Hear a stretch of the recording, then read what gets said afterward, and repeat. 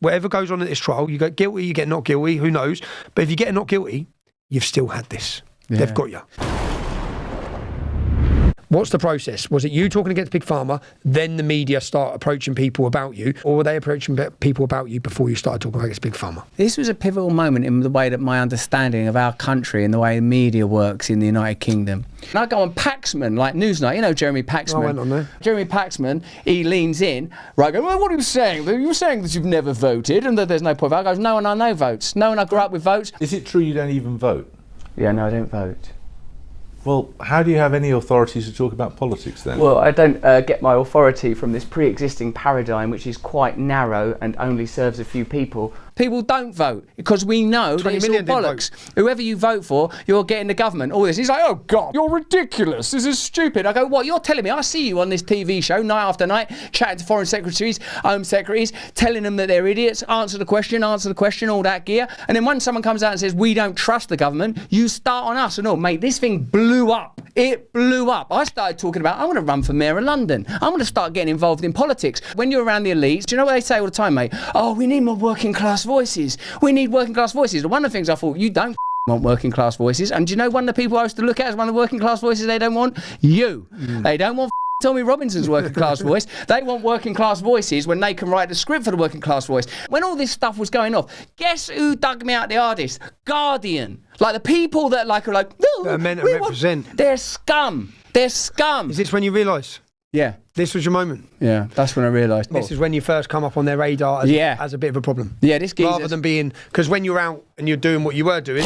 Get on with it. Go f*** some birds. Have fun. But when you start like using your voice to start talking about and pulling the threads of power, they are terrified, mate. You're a snide. What was the process? So you pissed them off in 2015. Yeah. What was the reaction from that? Newspapers attack you. The same newspapers that used to laud you are now attacking you. Yeah. Leading up to Russell Brand...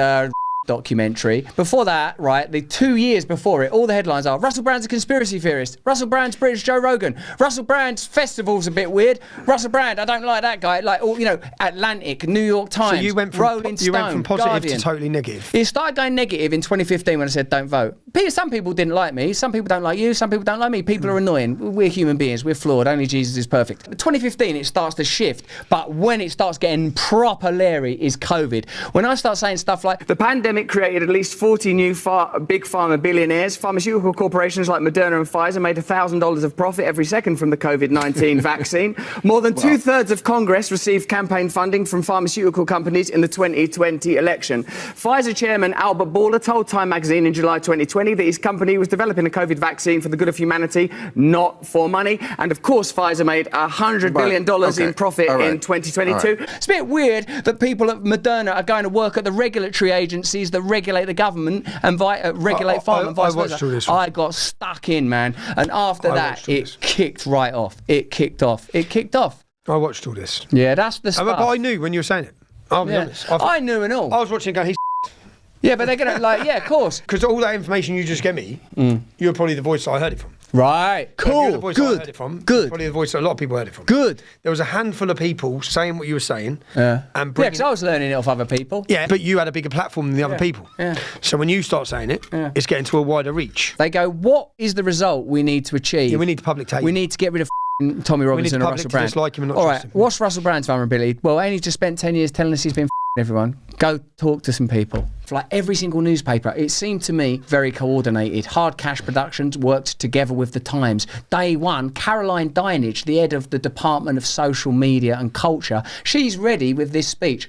Russell Brand should be demonetised off of Rumble and X that's and what YouTube. They did. I remember. Not only are they intent on ruining reputation, you see this with each individual. The money. They want the money. They want the money. They want to shut you down, annihilate you. Caroline Dinenage, the woman who's ready to go with that statement, and all of them newspapers are coordinated, ready to go. Did they all watch the documentary? Did this documentary get distributed? Did they get shown a preview of it? I don't know. They seemed ready to go, and the police are willing to stake their investigation on that documentary, and the CPS. Do you feel like it was a coordinated attack? It felt like that to me. But what's also interesting is Caroline Dinenage percentage is married to Mark Lancaster. Mark Lancaster runs the 77th Brigade. 77th Brigade are a PSYOPs organisation. That's what it says almost on their own website. That when we're in Afghanistan or Syria or whatever, they deal with the domestic population, so that the domestic population are like, we don't like our government no more. If only someone would come in and disrupt it, right? That's what they do. They create the situation for a coup. But check out this. These organisations are not meant to operate domestically. They're not meant to do stuff in the UK, except when COVID happened, they went, this is special circumstances. This is a bit like a war. We need to operate in the UK now to shut down dissent and misinformation around the vaccines. Who are the worst vaccine voices? Yes. The 77th Brigade were given permission to act within the UK borders during COVID. There's a quote in the Times from Logically AI that 77th Brigade's intention is to shut down any and all anti-vax misinformation spreaders. When and how do you find out there's a allegation or multiple allegations? When do you find out? Like, I got the letter, I read through it, it's got like the serious allegations, and I was just like, okay, well, this is going to be intense. And from that moment on, really, you're in it. Trial by public, public opinion. Lots of people are already calling you you haven't been convicted, so you had no trial. That's right. We don't know the evidence. We don't know what's going to happen. No one knows. But when you read online, you've already been tried. When I got into jail, I felt like this is it, it's over. Because the 4 years before it is the process. The process that you're going through now, for me, is the punishment. Really? The process in the build-up to it. Once I actually got into this jail and I'm sat in the cell, I thought, right, I'll come out in 7 months, it's done. But the 3 years before that, where it's hanging over my head, and the years where you're worrying and you're thinking the worst, and you're wondering what it's going to look like, and you're wondering how everyone's going to react, and you're wondering what your kids are going to be like, and your family, is your wife going to get through it? They're the moments. The process is the punishment. You get not guilty, say you do. Whatever goes on at this trial, you get guilty, you get not guilty, who knows? But if you get not guilty, you've still had this. They've got you. Thanks for watching the video. Have a look at this one over here, or join us Monday, Wednesday and Friday on Rumble.